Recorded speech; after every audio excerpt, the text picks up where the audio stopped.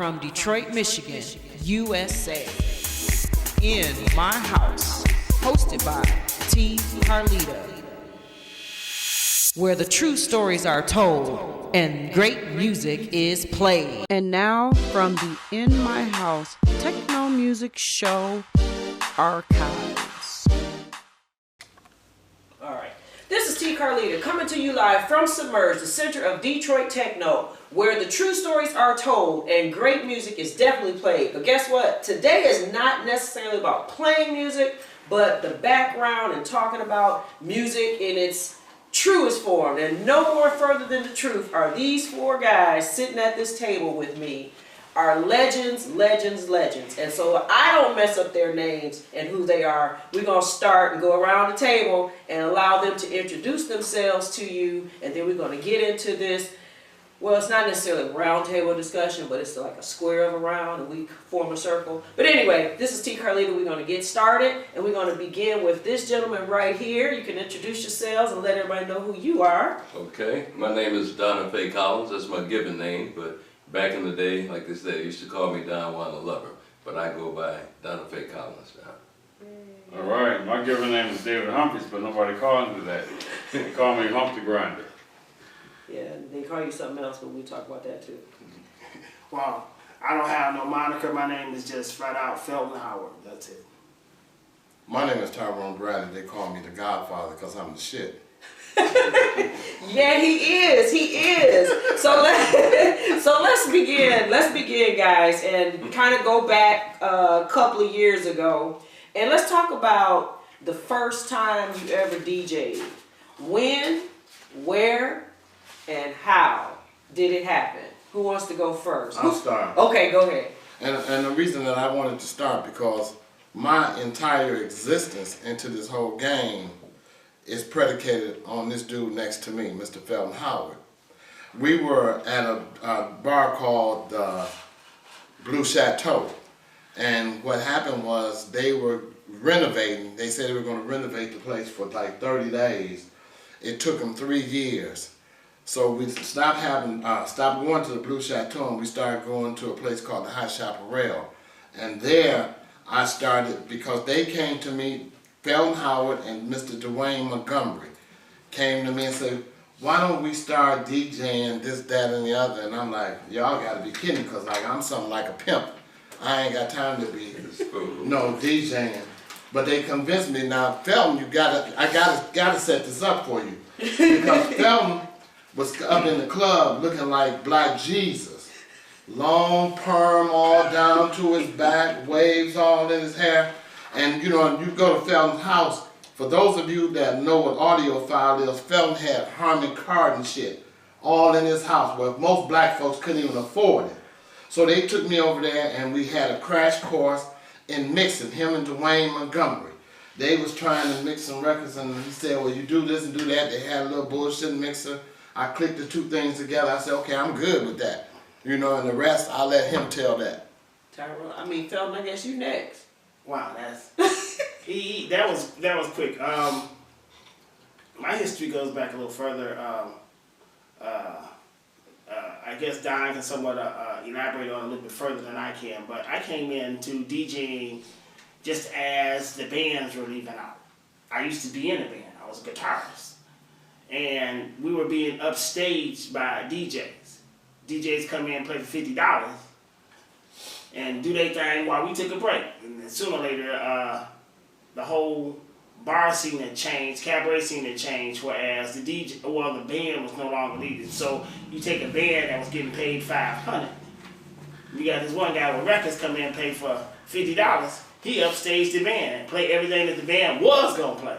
So I got out of that and started tinkering with DJing. I wasn't really mixing at the time. And the first bar that I actually played in was called Brian's Kitten. And it's funny, I don't know if Don can remember these names from back in the day, but one of the guys that convinced me to play at the club, or asked me to play, because I was eager anyways, was this DJ, cabaret DJ by the name of Cowboy. Mm-hmm. And Cowboy told me I got overbooked, go down there and do my gig at the Brian's Kitten on Finkel. And that was my first DJ gig. And after that, I wasn't doing any mixing because mixing wasn't even hadn't Mm-hmm. started yet. I remember the first record that I actually played continuous, and at the time when it came out, people were just crazy about this record. They couldn't stop dancing off of it. It was Casey and the Sunshine Band, Do You Want to Go Party? The record was already long in the beginning, but I had two, so I figured out how to chop it back. It didn't matter. I don't even remember if I was hitting the beat. But that was the thing that got me into mixing. And then a lot of people tried to refer to the phrase as mixing. We didn't call it mixing back then. It was a dumb name called beat on beat. And everybody's like, you go to clubs and say, do we play beat on beat? Well, we was trying to get the beat. That was the main thing, get the beat. I don't care how you get it, just get the beat. And basically, like I said, after I started, the Blue Chateau, it's so much going on at the same time. But the Blue Chateau was my place on Sundays, and that's where I met Tyrone, me and Dwayne went skating together. So we was already musically inclined in the brain anyways. Being a former musician, a church boy, whatever. We got off into it, and after that, it was like, it just kept escalating.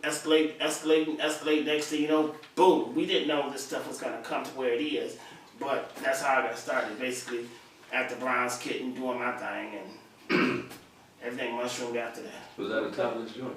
No, it was right there on Finkel. It just sounded like It sure does, don't it? No, Brown's Kitten was right there on Finkel and Ardmore. All right, Wasn't no Thomas Joyce, come on now, we was on Finkel. Wasn't no Thomas Joyce on Finkel yet. Okay. Oh, okay. How about you, Don? Well, actually, I started off as an MC. You got this on wide lens. I'm trying to figure out where You're good. You're good. Okay. Everybody in the neighborhood had a singing group or a band, and everybody could sing except me, and I go to practice, and everybody always tried to sing, but all my friends would say, you sound like you're talking, right, So it's up to you to realize where your talent is limited. So anyway, when all the bands used to rehearse, I decided I wanted to imitate the MC and introduce them. And my favorite MC was Danny Ray, James Brown. So I started off emulating his voice and listened to the James Brown song. So when I introduced the group, everybody said, well, that sounds really good. So, and they were appearing at the Detroit Emeralds Lounge on Shane and Palmer, Detroit Emeralds, Floaters, Destination 5, and all the other neighborhood groups. And so I was the first person to ask the guitar's lead guitar's mother manager to pay me. Everybody else was doing it for free. And they thought I was like, you mean you get paid? I always thought if you work, you get paid. And I thought I was good enough to get paid. So my first check was for $10. At 72, I had $10, they didn't have anything. The club made money, the manager, everybody else got money, but the band didn't. So anyway, in doing that, all the clubs had a DJ, like Felton said, and Rappin' Raj was one of the people, I remember that name, gave me one of his gigs up on Puritan. I think it was at the Burning Spear. So you remember the first equipment I learned how was the PV mixer and the two, we didn't call them terms, they would call them record players in, where you got to use a flashlight to find a groove on it. And we wasn't crossfading, we was turning the knob, one up and one down. And the biggest thing is to come behind another DJ who already has established the crowd and make sure you do a good job, because if you were whack, they're going to talk about you. And so, like most DJs went through my bumps, and I got a chance to DJ at the Blue Chateau behind Tiger Dam one night, he didn't make it. And so, being the manager, everybody remember him, he said, well, I can't have him back because I kept playing James Brown music over and over again. That was my favorite, And so it went on, and finally got gig after gig. And I don't want to step too far. I know you said you're talking about the climax too, but just going from blending one song to another, well, I stepped back and I was at Ethel's Cocktail Lounge as the MC. So when the band took a break, I was the DJ in between. Again, the DJ booth was a little bigger than this table, and I played, as a matter of fact, between MCing and DJing, and then when the band came back home, I was clicking pictures, so I thought I was jack of all trades, I was making a little money, so that was a great thing. And then finally, we can talk about it later, but when I went to the Climax 2, Felton Howard, sitting right at this table, was the first person that taught me how to mix and match the beats, so you could just keep people dancing as opposed to, people going or stopping, DJ had to stop the record again. And Felton, I remember he told me one real valuable piece of advice. He said, if they hear the beat coming in, you're not doing it right. They're supposed to blend and all sound like one record. And so just kept on doing that, and there's a lot more we can talk about, but I'll stop right there. All right. And Hump? Okay, how I got started. Well, we can't go back too far, right? Go back as far as you But can. first party, well, first I started in the boys club, you know, spending for people shooting pool in the pool hall, you know, the boys club. I had my little 45 PSAs I was reading about, Smokey the Bear, don't play with matches, you know, I was a little fella, probably about 12 years old. But actually the first party was Oakland University, going to school at Oakland. I had a little gig on the radio station and they needed somebody to play, like the bands were playing. So they needed somebody to play in between the band. So that was my first gig, and of course mixing wasn't going on. You know, I had my the cheap record players, no mixer, just a, you know, amp with a couple of knobs. So playing some songs, and I got a kick out of it. I said, shoot, I can do these parties. So then anyway, I was going to school open, and I kept doing all the school parties, you know, black and the white ones. And then started doing other stuff. It really started at the school before I came into the clubs in the city. I was doing the college parties in different colleges around the state. Okay. So let's go into something about, let's talk about, not so much, I wanted to go into how you started to mix, but all of you kind of like touched on that a little bit. But let's compare vinyl to the new technology and, you know, mixing today. What are your thoughts on that, and how do you think it is either help, hurt, impact? What's your thoughts on Yeah, just because I had a couple of horror stories. Oh, okay. Well, number one, everybody loved wax from the beginning because that's all we had. But as we were transcending from that to CDs, everyone liked them, and then also you started using the CDJs. But I had a couple of CDJs, or actually CD players that weren't anti-skip. So we set up on the stage, and club owners got the all the not the amps, but the speakers, the woofers up under the stage, and it's making the music jump. So that's one thing I don't like about that, and that's what I love about the computers now. With you have everything in your computer, if you recorded it right, there shouldn't be any reason, no matter how hard the woofers are kicking, it's not going to vibrate it. So, and then with the records, if you go way back, the old house party thing, someone bumping the table or hitting, you know, and scratching the record, or you accidentally doing it, you know, like maybe you got a collar right here and you grab it, you know, or accidentally pick up the wrong needle. I did that and be able to drop it right back down the beat like, oops, you know, that you screwed up. So I think where we are now is great, and people have really even advanced as far as, you know, what I'm doing now. They went from the 2 turntables on the mixer to now to 1 turntable in the mixer, and you know, this equipment now can almost do everything but turn itself on and off. You know, Exactly. with the DJ doesn't have to do it. Yeah. I still like the wax, the vinyl. I'm an old school dude. I didn't Okay. graduate to all that stuff, because I started doing hair work, so I disconnected myself with all this new technology. And you know, I'm not as strong as I used to be, because you got, you know, crates are heavy. Yeah. I just carry, put them in suitcases and I roll them. You know, I put them in there, and I still do my wax. So it's something that jumps or it sounds crackly. To me, it seems like the young people, they like that. It's authentic. Yeah. They say, that's what they say. Oh, it's a real record. Yeah. You know, and there's a little different sound to me than it is off the Well, computer. most of them would probably high and say that. Somebody grown be like, damn, man, what's wrong with you? Right. Well, I thought Tyrone was going to jump in. I'm looking at him. Well, I mean, I'm ready whenever. I'm ready. But this is my opinion on the technology thing, and I don't really like tooting the horn, but I'm gonna toot it anyways. Okay. When the technology first broke,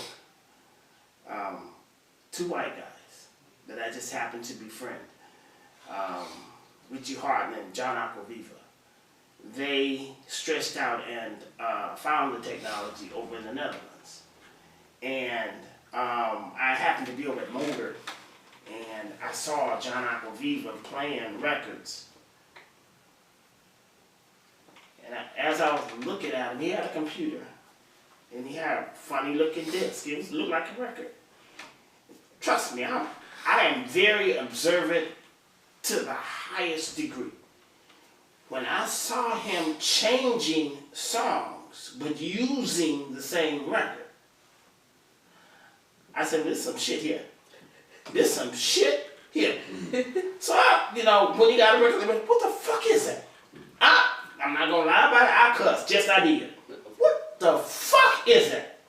He said, oh, this is a new technology that came out of the Netherlands. I'm like, huh? And, you know, I'm a musical person, so a lot of things, well, I can express what I want to say with a record. And Chaka Khan made the song, I'm Every Woman. Well, that was every record. I'm like, wait a minute. He changed records but used the same record. This is some shit. So now,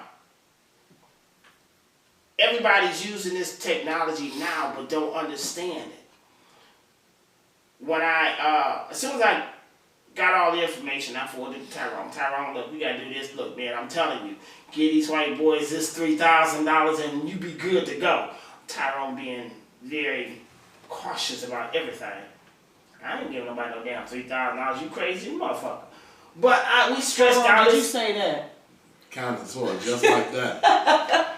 So the thing was, it was the fact that Hump, Donafay, myself, Tyrone, all the DJs that had went through the growing pains of being DJs from the 70s to now, we have all carried records, thousands, from peaches crates, milk crates, post office baskets, all of that. We have carried records up ladders, down in the basement. And I'm like, wait a minute, I ain't got to carry records no more? I mean, you know, see, you're not a DJ, so this is one thing that DJs have experienced that we really don't like. It ain't really that serious, but it is serious. A stupid ass paper cut from grabbing the sleeve of the record and swipe, that shit hurt. No more. No more. I mean, at the point in time, I mean, Tyrone had already switched over to CDs because CDs had came in and they were bumping vinyl out the water somewhat because you could do all this stuff on a compact disc. But anyways, when this came along, because them CD cases was heavy than a motherfucker too. Them motherfuckers, ooh, they were heavier than records. Okay. But it was, this thing came along and it eliminated carrying all of this stuff. Plus, in the mindset of how Tyrone has some, I got to give him credit because he trained me to think a different way about music, but yet still, in the mindset of carrying all your essential records in a simple laptop. Close it and you're gone.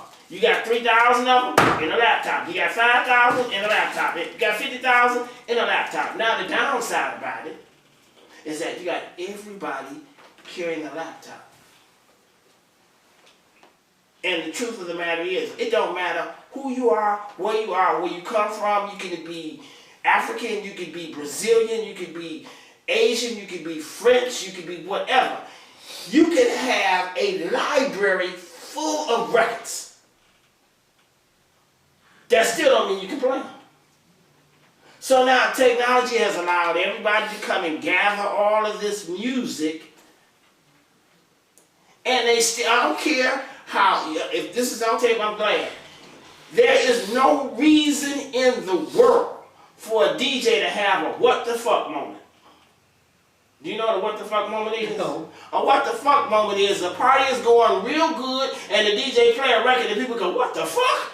Okay. That's a what the fuck moment. Have any of y'all agree with him at all? Well, no, I agree with everything he's saying. Okay. But I ain't never had that moment. No, okay. You understand, we come from a different group of people. So now, like I stated, Tyrone has always told people that you can have a library, a room full of records. That don't mean you're going to pick the right one at the right time. That's what makes the difference between DJs now and DJs back then. We had to pick them. Now you got DJs just picking whatever because it's, you know, the computer has become more, I wouldn't say that, the software has become more intelligent, whereas it can categorize records by the beat. So now, if you in 128, you can just scroll down and pick the next one. It don't necessarily mean that's the right one, yeah, but you can pick it. A lot of times you got the beats per minute don't mean it's the same groove, right? You got there you go. That's what I'm saying. They just tell the flow up if it ain't got the same rhythm as those. So then you have a what the fuck moment. Well, the biggest thing is, along with Felton saying, if I have a moment and for whatever reason and chose a song that clears the dance floor, being a person that communicate well on the mic and know how to hype the crowd up, I could get them back just by number one, having a jam that I know everybody's gonna like, and figure out something to say. But I have a rule that number one, if there's nobody on my dance floor, I'm not gonna keep the song playing. You're never gonna walk in a room where I'm DJing a party and the music is going, nobody's on the dance floor. It means you got the wrong jam on. This is an important message from the Wayne County Treasurer, Eric Sabri. Currently, the Wayne County Treasurer's Office is closed to the public. This decision was made in order to mitigate the spread of the coronavirus. We are in total agreement with the Governor's emergency declaration and the efforts of Wayne County leadership to protect the health and safety of our employees and the taxpayers who visit our office. Given the emergency declaration, we have suspended foreclosure activity for the 2020 calendar year. If you have delinquent taxes, they still must be paid. Taxpayers are encouraged to make tax payments by paying online at one of the 70 DivDot kiosks located throughout the county, through the U.S. mail, or mobile app. For more information and updates, please visit the Wayne County Treasurer's website at treasurer.waynecounty.com or email us at taxinfo@waynecounty.com. We are all in this together, and we don't know how long this emergency situation will last. I appreciate your patience and cooperation. You are In My House, hosted by T. Carlita, where the true stories are told and great music is played. But in addition to what he was saying, I mean, again, I have seen Don grow. Don used to be one to put a record on, but Don learned. I actually saw Don learn. Whereas before he would put a record on, you think, wait a minute, this is the record we need to dance to. Right. Some DJs don't do that. They just feel that, well, because I say it or because I put it on, you dance. Right. No, that is not it. I got you. And if you don't catch people in the right frame of mind or condition them, and you have to understand, DJ. All right, Felton. What? It's not the Felton Howard show. But I gotta explain. Felton. Okay, whatever. Tyrone, finish. No, I got questions. I know. Tyrone, come on. Well, I mean, the whole thing about the vinyl versus digital, it's absolute, for me, it's a no-brainer. Because in my computer, I carry on the average, mine is like at 70,000 songs, but I play records for everybody. I have white audiences, so like where you would have like a John Viva and them boys, they might have 200 records in their whole computer. Okay. In their whole computer, because they know they're finna go and just play techno music. That's all they're gonna play. They're not gonna play anything else.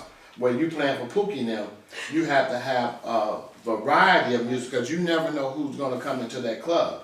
And one of the things that Felton was hitting on is that what makes you a good DJ, it's not so much because you get all these damn songs, it's because what song am I gonna play next? That's what makes you, that's how we grew our business. We started with a group, me, Dwayne, and Felton, called The Sounds Preferred. We had one goal. There was a person called Duncan, Ed Duncan. Duncan was the epitome of doing parties in the city. He had Stacey Hale, Dale Willis, Greg Freeman, a whole bunch of cats that worked for him, right? Yeah, but what happened is that them motherfuckers, they just played records, which was a cool thing. So now when we came, we brought something extra to the table that we could play the records, and it wasn't like you was playing off a list, but you could really play. One of the other differences was that all of us, myself, Dwayne, and Felton, we danced. So we knew right away what we wanted to hear. It wasn't James Brown all the time, but it was in there every once in a while. So the music selection becomes very, very key. So when you start talking about digital, now you can get an MP3. For those who know what an MP3 is, and if you get an ACC file, ACC file is going to sound better than an MP3. But most people now, in order to get an ACC file, you have to have a Mac computer. But most people still rip their music in MP3s because somebody told them they should. When the white boys, now some new stuff that's coming out called stems. He'll probably know about it real soon. Everybody else, the black people on the black end, it ain't gonna make them no damn difference. Because a stem is a new technology that's above this ACC file. Okay. So let's talk about music as far as DJing and breaking in new music. And this is going to kind of tie off of we're going to the record pool and all of that too. And you still run the record pool, correct? Right. So talk about the record pool. Well, I need to talk about it for a little bit, but let me tell you something. Okay. I'm going to give you a real good story. All right. So you have history and know how this whole thing came about.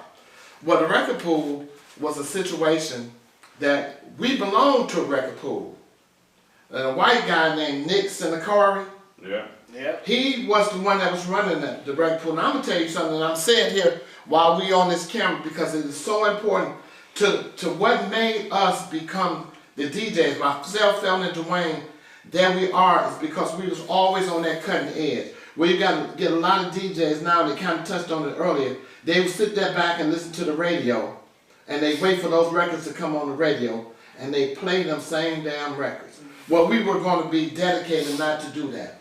Here's my best record pool story. We belonged to that record pool, and it was like snowing. It was in Detroit. It was in December. And what happened was, we kept calling up to the record pool, and we was trying to get this one record on the 12-inch, and it hadn't came in yet. So we go to the record pool because they had promised us that the record was going to come. We go to the record pool, Nick's in the car, he's sitting up in there, and we was waiting on a guy named David Humphrey to come back with these records. The record was Donna Summer's record, Bad Girl. And that nigga came in there with that record, and he couldn't get the 12-inch, he came in there with the album. On the album, he did the same thing. Hot Stuff go right into 2-2 beat. So when he came in there with that and we left with that record, and he came there and it was cold. And he was looking out the window and he was coming down the street. He said, okay, he'll be here in a minute. And that was my thing, and that's why one of the things, open here in this form, I want to thank Hump. Because that record helped us to become the DJs because nobody else had that record. And nobody else had sense enough to play the record because nobody in the black clubs was playing the Hot Stuff version of the record. They were just trying to go into the Bad Girls part of the record, and you couldn't find it picking that needle up, putting it down on that record because it didn't jump like that. Sometimes you could hit it, and sometimes you couldn't. So, for that, I thank Hump the Grinder for making me a superstar like I am today. So that's important. Let's go into breaking new music because there's a lot of music out here, and now that I have the show, I get all this music. But then, for some reason, it seems like DJs now either are afraid to play, scared to play, and don't know how to play. There's got to be some kind of skill or art to breaking in a new record. Everybody's got their own way. Right. But let me start. Okay. They are scared. See, most DJs are like bitches by nature. So what the hell? And the reason that I'm saying that is because they are scared. Everybody try to play safe. They either gonna try to play what the fuck they done heard or what they done seen somebody else play. I can't agree personally. Okay. Hold on. Let me go back. Let me take you back just a little bit, and I'm not gonna be too long. Okay. You have to understand. Back in 1970, before we joined the record pool, there was a ritual we did through the week. Our ritual, because we was so serious about spinning records, was running around to every specific record label on their day that they said be here to get the record. Now, why the hell you gonna run all the way around the city and not be the first motherfucker to play it? So now, you got DJs now to sit back, okay, well, I get it from the record pool, but it just sit right there. We drove many miles, I'm talking about as far as Livonia, all the way to the Disco 9 Mile to see Tom Gilardi, all the way out to Lincoln and Greenfield to see the people when Jay Butler was up there. Why would we do that if we didn't have the desire to play new music? Then the record label said, okay, well, we're going to stop giving y'all records like this. You got to get them from the pool. Okay, fine.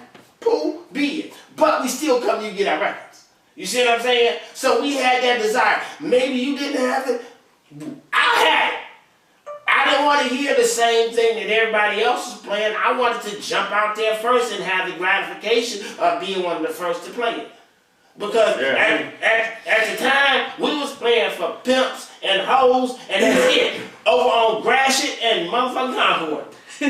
You guys want to weigh in on this? Yeah, I'll give Hump a chance. Okay,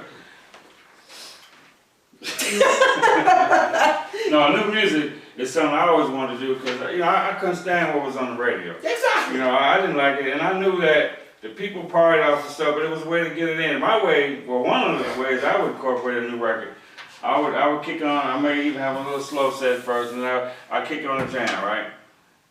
Only for about a minute and a half, enough to get the floor crowded. They used to get mad at first. Then I slip in the new one right in there. Maybe the second one of a set. They ain't going nowhere, they just got up. So I got them now.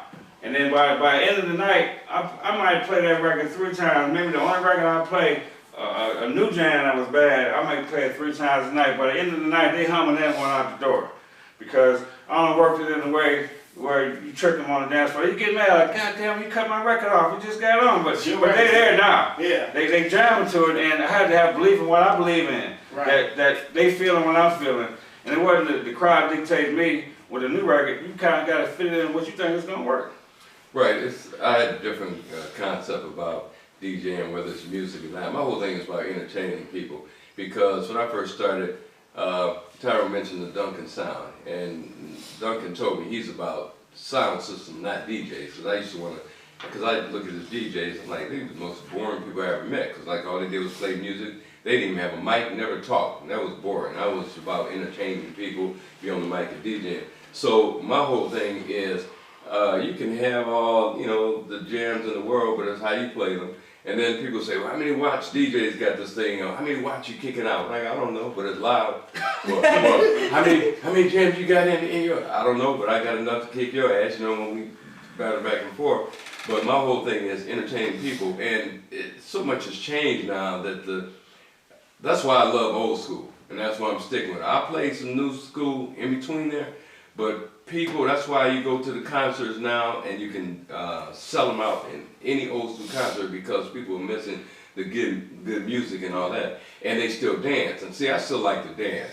I like the ballroom. We used to do it at the Blue Chateau, but I don't want a ballroom all night. There's no offense to any of you DJs to do that. But I don't want to walk in and see the same people turn around in a circle all night.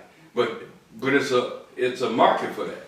But I got to mix it up. I want to see some people dance. They're like, oh, I'm old, I can't move like I used to. Well, you're out there.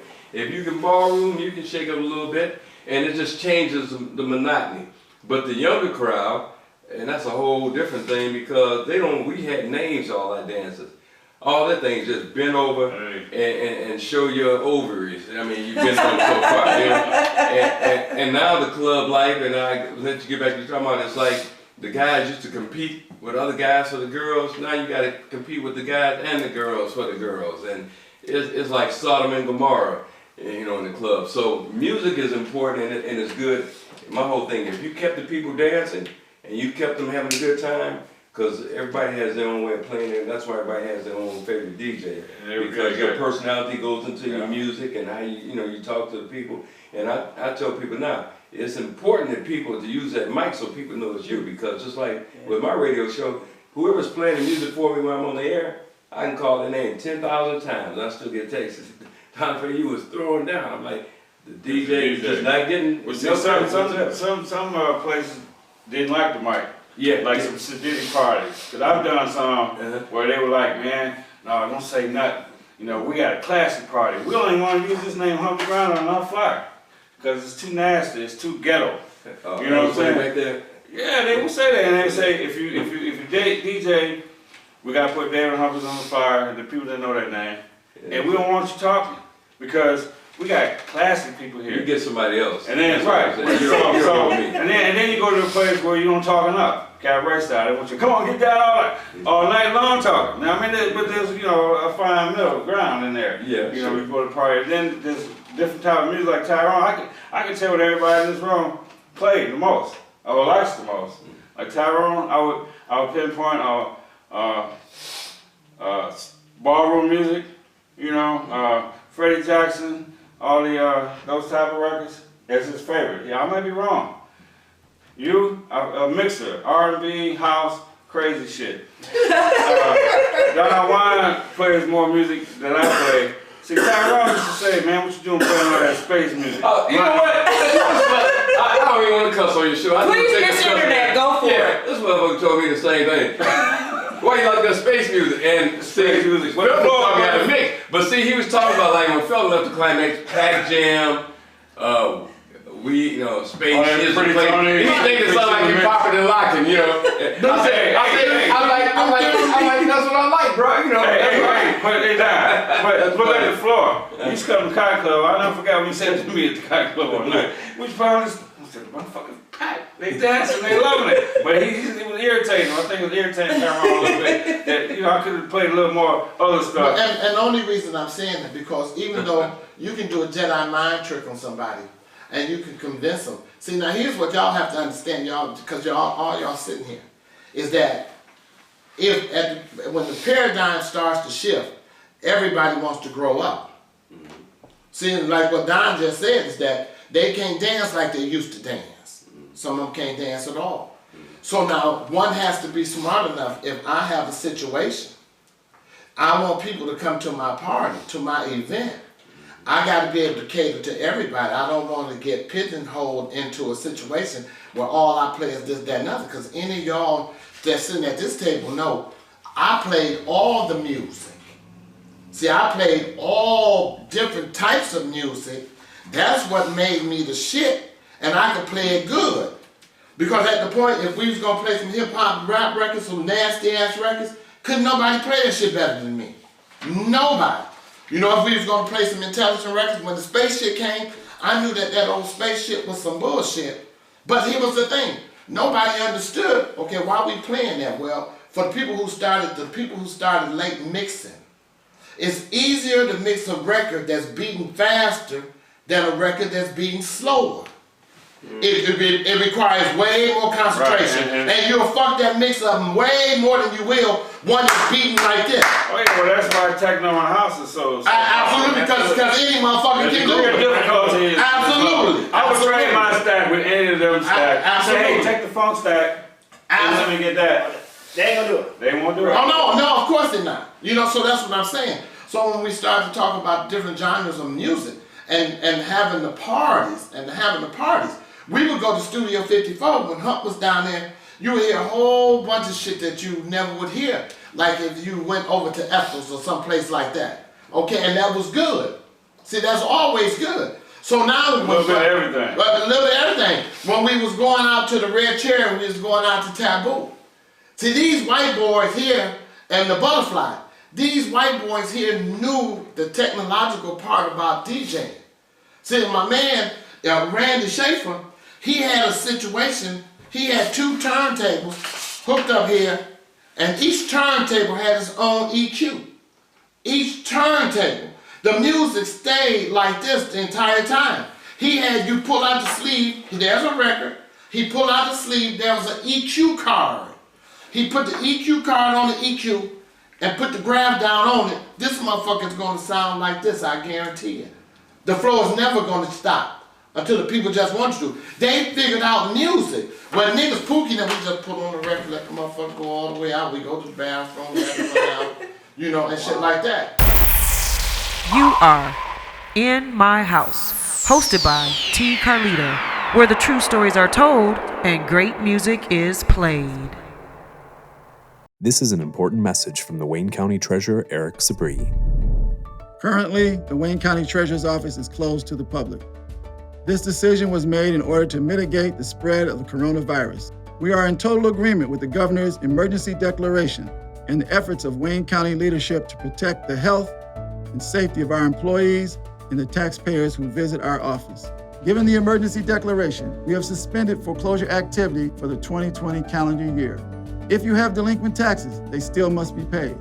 Taxpayers are encouraged to make tax payments by paying online at one of the 70 DivDat kiosks located throughout the county, through the U.S. mail or mobile app.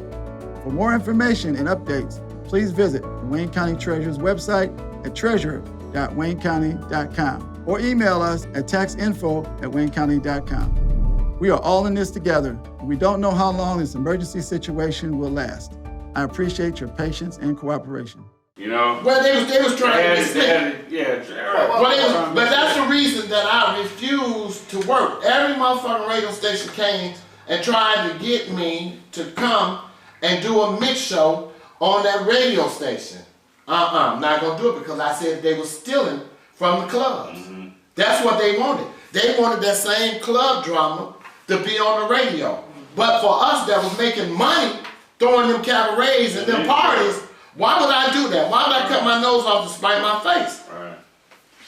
So on that note, now we got everybody wake up now. That's awesome. Thank you so much. We're going to take a quick pause for a little commercial break. And then when we come back, we're going to talk to Donafay a little bit about male dancer review. We'll also talk about cabaret. And these are some things that I feel are really synonymous to Detroit culture, that the world has no idea of what it really meant and what it stood for. So we're going to talk about that when we come back, and a few other things that we're going to wrap up because we have an hour show. Unfortunately, just an hour. So we'll be right back after this break. Ask the Messengers, the program that deals with substance abuse. Real people telling real stories. Every Sunday morning at 8 a.m. on WMYD Detroit TV 20. All right, we're back, and this is T. Carlita, the host of the In My House Techno music show, where today I am honored to have some legendary DJs in the business. And, you know, this show is about where the true stories are told and great music is played. But the stories are definitely being told today. And since we are from Detroit, and I know that the world loves and respects any and everything that comes out of Detroit, I would be remiss if we didn't talk about the culture and the lifestyle of what we consider cabarets. Cabaret is not the big show in New York or vaudeville or whatever. Cabaret meant something else in the streets of Detroit. And I know you guys know that story, so I want to just turn to you all, and whoever wants to start can start talking about it. Felton, you can do it in 32 and a half, 3, 4, 5 seconds. That's good. No, I'm just kidding. Who wants to start talking about the culture of cabaret? Don. Cabaret style, I started off doing cabarets with the singing groups I told you, where we rent halls all on the east side of Detroit, and they would sing and I'd MC, and we have a DJ in between, where you rent a hall, people are allowed to bring alcohol in, and you know, when you talk about the old school, they had leather cases and everything before people started bringing paper bags. They had the whole setup, and you can bring whatever you want to drink, and they always sold food in the kitchen, basically chicken. You might get some fish or something like that. I mean, that's true. Black people love chicken and alcohol and some fries. So you would pay, I mean, back in the day, if we go back 20 years, cabaret might have been $5. I remember Brewers Hall on Grafton, you only paid $3 or $5. Now it's up to $10, $12, or $15, depending on your crowd. And so it's different for you to be able to just go and not worry about what Mr. Club Owner says, because when you give your own cabaret, you run the things. And so you have your own crowd, you have your own theme, you have your own security people, and if you have a good following, they have a good night. And a lot of times I start mine at 8 because my crowd likes to get there early, and it's just a different thought than going to the same bar. And then if you find a good spot, like the Knights of Columbus, we like. Fortunately, I mean, Tyrone talked about, wish we had another hall for the reasons it's too damn expensive, to tell you the truth now. But it's something I look forward to. It takes a while to promote it. There's some groups that can give them like every 3 months. I need time in between. But it's a escape from the regular club life, and especially if you have a spot that you like. So the biggest thing, like you say, you bring all your drinks. And most cabarets, people come, they want to let loose and get drunk. And it's not over at 2 o'clock. Well, no, mine is over at 2 o'clock. Okay, someone could stay late. Well, I don't know what hall will let you stay past that. Maybe there are some that would. Okay. But mine was over at 2 o'clock. Okay. Yeah. Well, to elaborate on what he was saying, I go back to my earlier days of hanging out. There was a place on the west side I live in. It's called Walden's. That was a key spot. Before Michigan and Larkins, before all of these other halls started popping up and jumping in on the bandwagon. But Walden's was a key spot where most of the west side bands played at. Of course, and like I said before we went to the commercial break, you have to understand the mindset of most black people. everybody wasn't going to Ethos, Millie's, 10 Gentlemen, and the rest of it. So where did the common man go? Because if you went to a bar, you was going dressed up to go out. And I don't know if you can recall, but most of your bars back then, what, they didn't have dancing? They were show bars. I'm talking about Inside Chaparral, Henry's, all of the bars that was on Puritan, they were mostly show bars. Every place I DJ, they was dancing, so. But I'm just saying they were basically show bars for bands. I mean, you could have a little spot over in the corner for dancing. So now when you go to a cabaret was set up in a hall where there was plenty of room to dance. Plus it didn't cost you hardly nothing to go in. Plus you could bring your own drinks. Nah, look how much money you done saved for the common man who wasn't trying to go out and splurge on Puritan, on Finco, on Livernois, on 7 Mile, on Mac. We going to the neighborhood. This is it. But that was cool for a while until they started locking your ass up. Because it's illegal. Because it was illegal. See, now when we was going to 212, you could go up in 212. You can go in 876 when it's right down the street here. And periodically throughout the year, when you would have a new chief or new somebody come in, they would come there, they'd pull a paddy wagon up there, they'd take all your shit because it was illegal. You know, and so you would have, like now, the only place in this whole city that's actually got some type of license is that Knights of Columbus, because who the Knights of Columbus are. The way you can actually have a cabaret and the police, they never came in there and said you need to put your bottles under the table. We done been to a cabaret joint where they say you got to take them bottles off the table because it's illegal.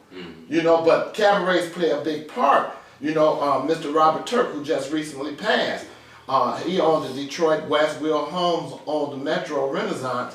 And what it was is that they were going to the police station to try to get the cabaret shut down and was being successful. You know, the police, if they knew you was giving the cabaret, they would come in and say, put your bottles, Tyrone, we come back with some bottles on this table, we're closing this whole thing down. So you had to put the bottles underneath the table, you had to go through a whole lot of changes. And then it was ironic because Turk and Will Holmes and them opened up this joint called The Other Place, which turned into a cabaret joint.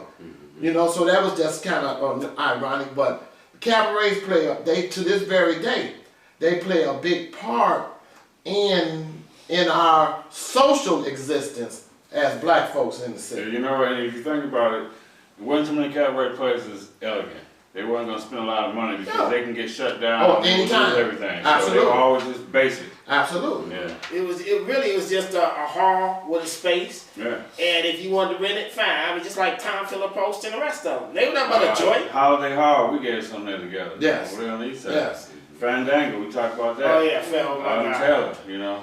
Yeah. But like I say, for I would say grassroots, not your socialites. If you was grassroots, you went to cabaret. If you was a socialite or trying to be somebody, then you went downtown. Or, Yeah. You know. Let me interrupt for a second. Lady, I guess I offended her. I was inviting her to my cabaret. It's like, you want me to put my drink in a paper bag? And I'm like, yeah. And if you got a leather case, you can put it in there too. I mean, she was, trying to be sadistic. I don't take my stuff in a paper bag. I'm like, okay, well, you don't drink. Put it in the sippy cup. Yeah. You're not invited. I got somebody to take your place. I got offended when she was like, oh, like that's beneath me. I don't. But you go somewhere and spend $20 for one drink. And that makes you, bourgeoisie. That makes you feel like you now, are at the kid. Now that's the perfect segue into what I'm about to ask you now. Talk about bougie and putting your money up. Okay. Now let's talk about something else that's really serious to Detroit. The male dancers. That same woman probably would bring that brown paper bag to the strip club, wouldn't she? Well, see. Talk about that in the culture of Detroit. Well, that's Don Wild's cabaret.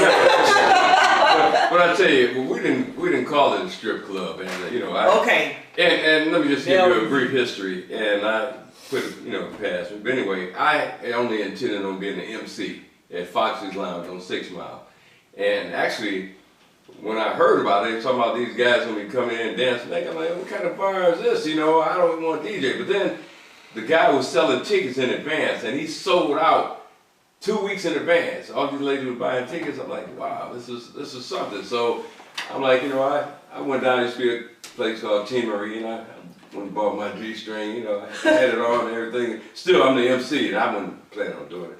But so happened, I got into it, and I paid my way through broadcasting school. Spec how with that money, I had to make something out of it.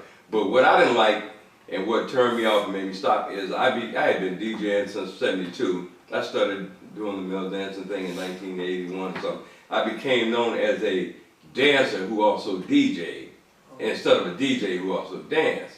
And then also, what I don't go to a strip club today is that I know how women feel. I don't like the respect that you don't get. Women were treating the men like we were a piece of meat. And I know what it feels like to be a piece of meat, so I don't treat women like that. Even when the show was over, people still pawed on you and all that. I'm like, well, then I would cut my feet on some glass, got burned by a cigarette, or then you got to go through personality stuff. Women are like real sensitive. Don't tip him, he only like light-skinned women with long hair. I'm like, you must have a problem with that. Did you see me just talk to the big dark-skinned woman? You ain't say nothing about that. So rather than go through all that, I said, let me put my pants on and get my respect back. And really, even after I quit 5 years later, people, you still dance? Male dance was so big that it overshadowed DJing and every form of entertainment around. And 20 years later, or 30 years later, you see they still bring it up, or you bring it up. It's something that, I did. And like I said, I plan to run for office one day. I don't know what it is. And I also make it known that I'm a commander with Wayne County Sheriff's Office, and that's not something that goes together. But somebody's going to bring it up, and I'm like, yeah, I was in my 20s, I was a single man, I had a good time. Next question, let's move on. All right. But it was an exciting thing to do. We had a lot of fun, and like I say, a lot of people, dancers got ladies bought them houses, cars, and everything like that. I mean, it was lucrative, but then I'm like, okay, hey, there's no retirement in this thing. I mean, I hope you got some other, things planned. But I didn't like the fact that I was not known as a DJ. That's Don Juan, the male dancer. And I had been Don Juan since '72. Now I'm Don Juan, the male dancer. I'm like, hey, wait a minute. Hello, I DJ, but we don't want to hear about that, right? Here's what he did. It was another guy. I want to say, because he was spinning records with on GPR on a dance show. Can't recall his name, but he was a dancer too. Jesse the Body? Yeah, Jesse the Body.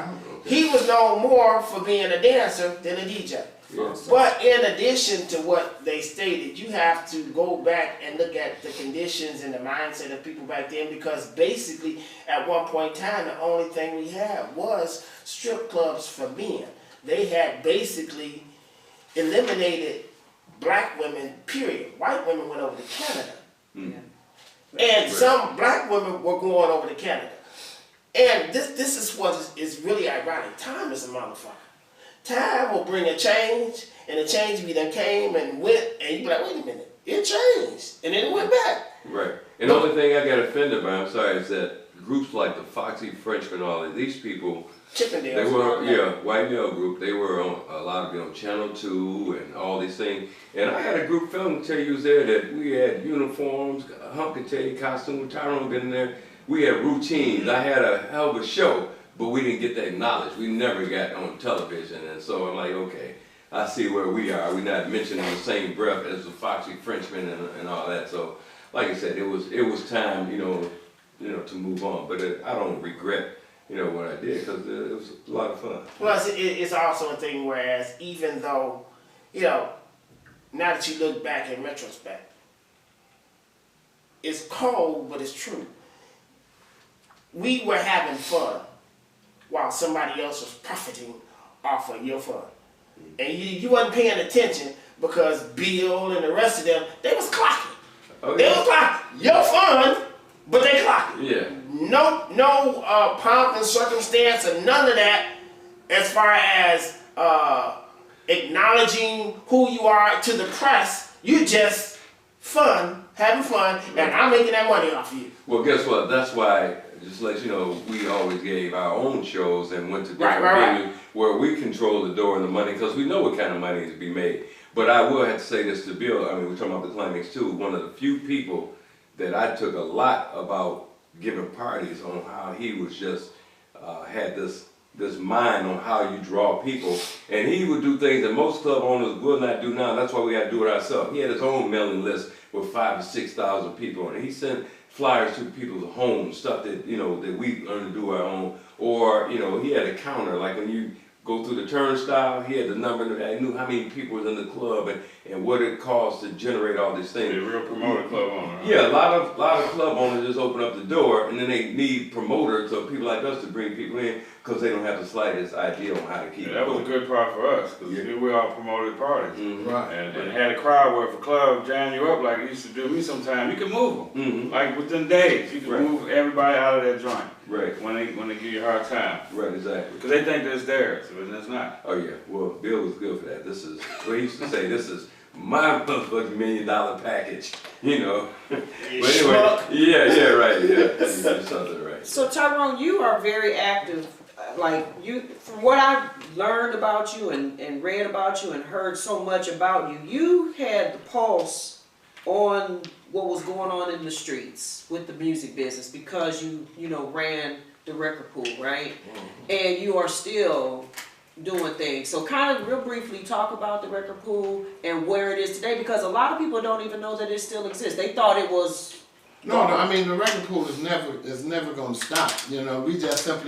We just made that transition from wax to digital, and what it is that